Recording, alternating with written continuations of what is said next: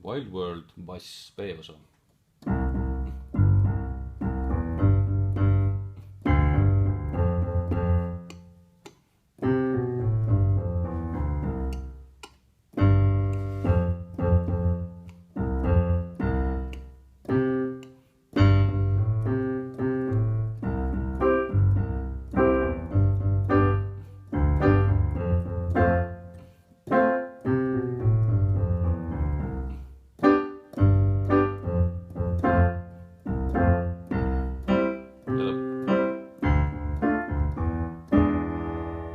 Nii, bass soovitan igal juhul pähe õppida see kõigepealt kõrvadega laulma.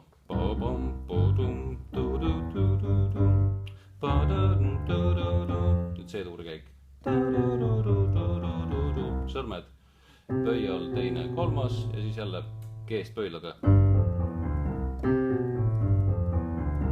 Nüüd 5. takt algab pausiga 1, 2, G, F, F, F, C, F. Nii, ja siis läheb sama asi jälle algusest peale ja teisel korral on teine lõpp. Kui akordid juurde panna, siis läheb asi veel keerulisemaks.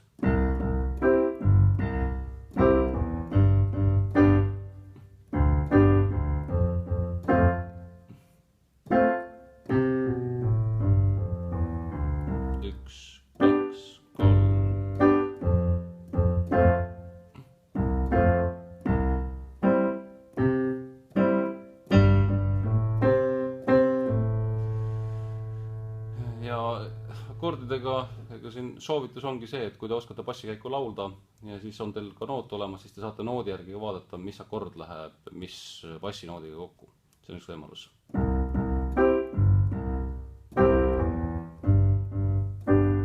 Ja jällegi jupi kaupa hakake otsast pihta, võtke mingi paar lööki, siis võtke üks löök juurde sinna, kuidas need parem ja vasak asi nagu kokku hakkavad tiksuma.